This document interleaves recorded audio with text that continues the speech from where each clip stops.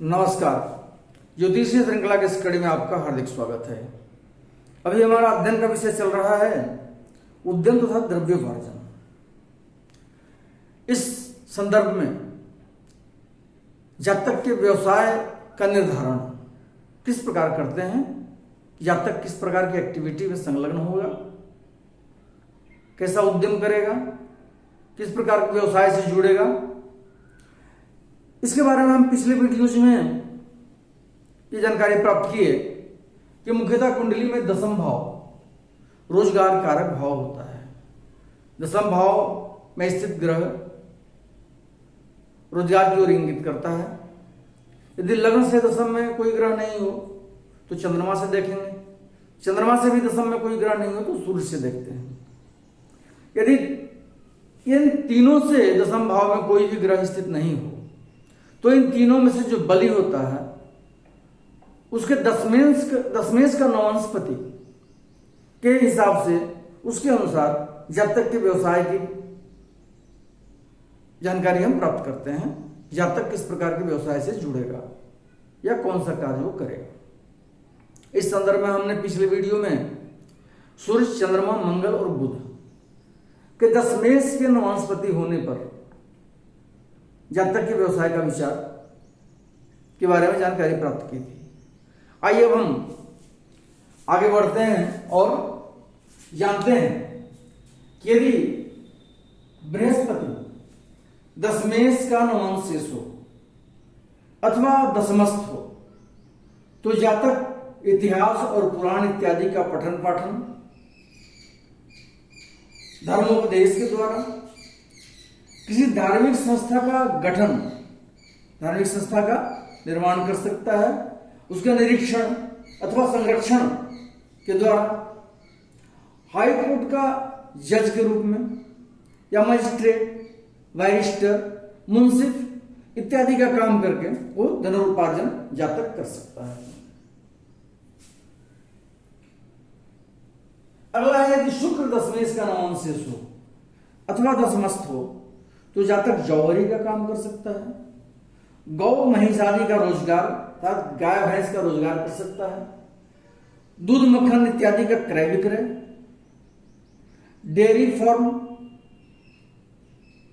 खोल सकता है और दूध इत्यादि का व्यवसाय कर सकता है। हाथी, घोड़ा, वाहन इत्यादि का क्रय विक्रय, अपना वाहन का किस स्केल पे, छोटे स्केल से लेकर के बड़े स्केल तक जैसे ग्राहक की स्थिति हो उसके हिसाब से वो अपना शोरूम खोल सकता है या उनका क्रय विक्रय में भागीदारी कर सकता है। विक्रय भोजन आदि का प्रबंध करता अर्थात होटल का व्यवसाय कर सकता है ऐसा जातक, या कैटरर वगैरह के काम में जुड़ सकता है। फल पुष्प इत्यादि का क्रय विक्रय कर सकता है। सौंदर्य प्रसाधन सामग्री का व्यवसाय, कॉस्मेटिक आइटम्स के व्यवसाय में जुड़ सकता है, उनका क्रय विक्रय कर सकता है। साज सज्जा इत्यादि कार्य, डेकोरेशन इत्यादि कार्य में या किसी स्त्री के संसर्ग से जातक को धनोपार्जन की संभावना रहती है या वो धनोपार्जन अपना करेगा।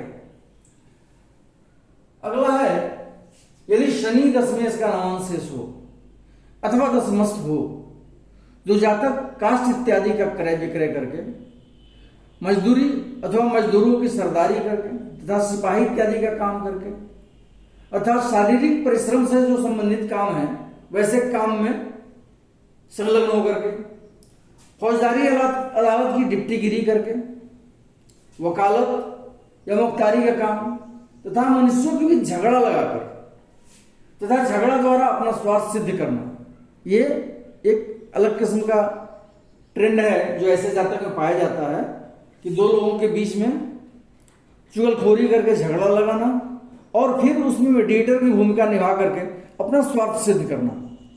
ऐसे जातक इसमें पाए जाते हैं और उत्तरदायित्व वाला काम भी ऐसा जातक निर्वहन कर सकता है और इन सब के द्वारा धनोपार्जन वो कर सकता है। उपर्युक्त बातें जो इसमें या पिछले वीडियो में हमने जाना है, इनसे मनुष्य के रोजगार का सही अनुमान किया जा सकता है। परंतु अब इसमें ध्यान देने जो बातें होगी कि ग्रहों की स्थिति क्या है, जो इसमें जो कारक ग्रह बन रहे हैं उनके उच्च नीच आदि गुण दोष क्या है, तथा उन ग्रहों पर शुभाशुभ दृष्टि क्या है, उनके साथ युति क्या है ग्रहों की, इत्यादि इन सब का विचार अच्छी तरह से हमको करके और किसी निष्कर्ष पर पहुंचना होगा।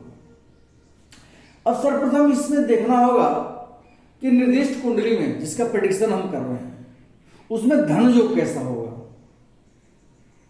पहले कुंडली में देखेंगे धन योग है कि नहीं है, क्योंकि उसी के अनुसार व्यवसाय का भी अनुमान करना होगा। जैसे यदि किसी कुंडली में दरिद्र योग बना हुआ है मान लें, और उसमें दशमस्त ग्रह अथवा रोजगार कारक नवांशपति शनि, तो ऐसे स्थान में अनुमान करना होगा कि जातक शनि के अनुसार मजदूरी इत्यादि निम्न कक्षा की वृत्ति करने वाला होगा। पुनः यदि निर्दिष्ट कुंडली में मान लें कि धन योग उत्तम है, अच्छा धन योग कुंडली में बना हुआ है और शनि रोजगार कारक ग्रह है, दसम भाव में स्थित है या दसवें इसका नवांशपति है जो रोजगार को इंगित कर रहा है, तो हम अनुमान करें कि जातक डिप्टी मजिस्ट्रेट, बैरिस्टर, वकील, मुख्तार इत्यादि होगा। अब इसमें भी हम ध्यान देंगे कि कुंडली में किस तरह का योग बन रहा है, क्या सरकारी नौकरी का योग है। यदि सरकारी नौकरी का योग है तो हम कह सकते हैं कि डिप्टी मजिस्ट्रेट बन सकता है जातक, यदि शनि रोजगार कारक ग्रह है। अब यदि देखें कि इसमें स्वतंत्र व्यवसाय का योग बन रहा है जातक का, तो हम कह सकते हैं कि बैरिस्टर हो सकता है, वकील हो सकता है, मुख्तार हो सकता है, अपना इंडिपेंडेंट कार्य कर सकता है। तो इस प्रकार से हम हर तरह से कुंडली का विचार विश्लेषण करेंगे, एक एक बात पर, छोटी छोटी सूक्ष्म से सूक्ष्म बात पर ध्यान देंगे और प्रेडिक्शन करेंगे। बहुत सारे कुंडलियों का अध्ययन करेंगे, क्योंकि यह विषय बहुत ही जटिल है और कठिन है, ये कॉम्प्लिकेटेड है, इसलिए हमारा अध्ययन इसमें विशद होना चाहिए।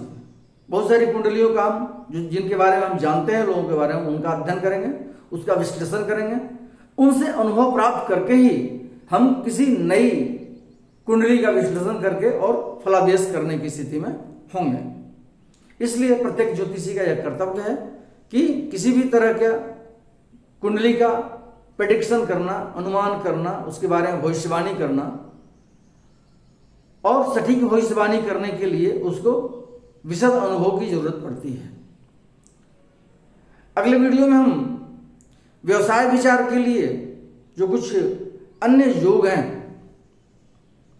कॉमन योग, स्थूल योग, उनके बारे में चर्चा करेंगे। नमस्कार।